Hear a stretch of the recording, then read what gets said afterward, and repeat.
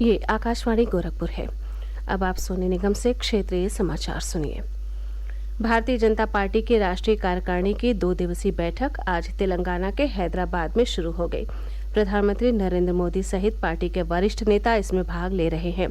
भाजपा के राष्ट्रीय अध्यक्ष जगत प्रकाश नड्डा ने पार्टी पदाधिकारियों की बैठक का उद्घाटन किया। भाजपा के राष्ट्रीय महासचिव तरुण चुग ने कहा कि कार्यकारिणी की बैठक हैदराबाद में 18 वर्ष बाद हो रही है। मुख्यमंत्री योगी आदित्यनाथ ने कहा है कि अगले 2 वर्ष में प्रदेश के सभी तहसील मुख्यालयों पर अग्निशमन सेवा उपलब्ध होगी। उन्होंने कल लखनऊ के लोक भवन से प्रदेश के 18 जिलों की 25 तहसीलों में नवनिर्मित अग्निशमन केंद्रों का लोकार्पण किया।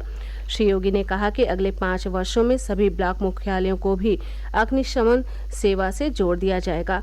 उन्होंने अधिकारियों को अग्निशमन सेवा को तकनीकी रूप से और प्रभावी बनाने के लिए कार्य योजना तैयार करने के निर्देश दिए। मुख्यमंत्री ने कहा कि आने वाले समय में प्रदेश में ऊंची इमारतों में आग बुझाने के लिए ड्रोन की भी व्यवस्था की जाएगी। श्री योगी ने कहा कि पिछले 5 वर्षों के दौरान प्रदेश सरकार ने 97 तहसीलों पर अग्निशमन केंद्रों का निर्माण शुरू किया था, जिनमें से 25 बनकर तैयार हो गए हैं और इनका लोकार्पण किया गया है। मुख्यमंत्री ने ये भी कहा कि राज्य सरकार पुलिस बल को लगातार बेहतर कर रही है। उन्होंने कहा कि पिछले 5 वर्षों में प्रदेश में 1.5 लाख से अधिक पुलिसकर्मियों की भर्ती की गई। इससे प्रदेश की कानून व्यवस्था में सुधार हुआ है, जिससे निवेश बढ़ा है। उन्होंने कहा कि पुलिस लाइन्स में अच्छे आवास तथा बैरकों का निर्माण किया गया है। साथ ही नए थाना भवन भी बनाए गए हैं। मुख्यमंत्री योगी आदित्यनाथ ने कहा है कि उत्तर प्रदेश जल्द ही 5 अंतर्राष्ट्रीय हवाई अड्डों वाला राज्य होगा। उन्होंने कहा कि इस समय वाराणसी, कुशीनगर और लखनऊ में अंतर्राष्ट्रीय हवाई अड्डे संचालित हैं और जेवर तथा अयोध्या में इनका निर्माण चल रहा है।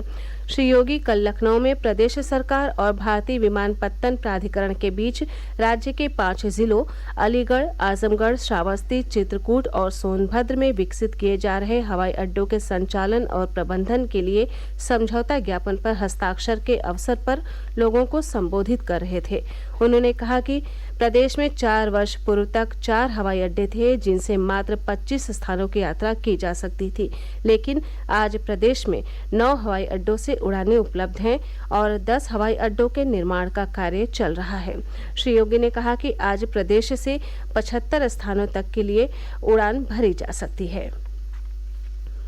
रक्षा मंत्रालय ने घोषणा की है कि देश की थल सेना और नौसेना में अग्निपथ योजना के तहत अग्निवीरों की भर्ती के लिए पंजीकरण शुरू हो चुका है।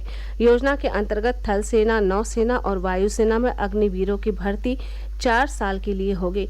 इनमें से 25% तक अग्निवीरों को उनकी योग्यता, इच्छा और फिटनेस के आधार पर नियमित किया जाएगा।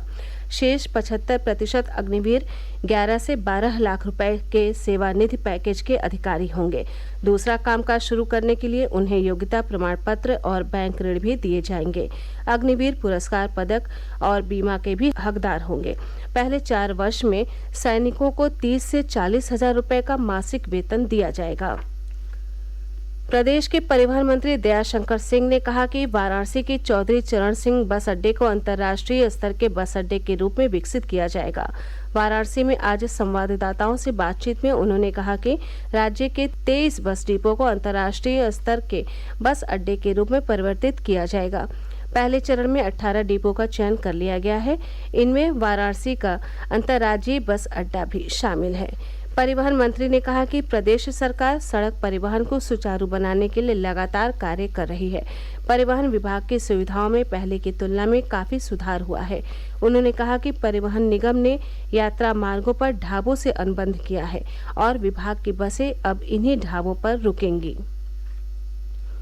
गोरखपुर, संत कबीरनगर, मिर्जापुर और पीलीभीत सहित प्रदेश के कई जिलों में आज छिटपुट वर्षा होने के समाचार हैं। मौसम विभाग ने अगले 3 दिनों के दौरान प्रदेश के पूर्वी भाग के कुछ स्थानों पर वर्षा होने का अनुमान जताया है। उधर आजमगढ़ जिले के मार्टिनगंज ब्लॉक के आम गांव में आज सुबह आकाशीय बिजली गिरने से 12 लोग झुलस गए। ये सभी खेत में धान की रुपाई करने गए थे और बिजली कड़कने पर पेड़ के नीचे आकर रुके थे। सभी घायलों को उपचार के लिए प्राथमिक स्वास्थ्य केंद्र भेजा गया है। इसी के साथ ये समाचार बुलेटिन समाप्त हुआ। नमस्कार।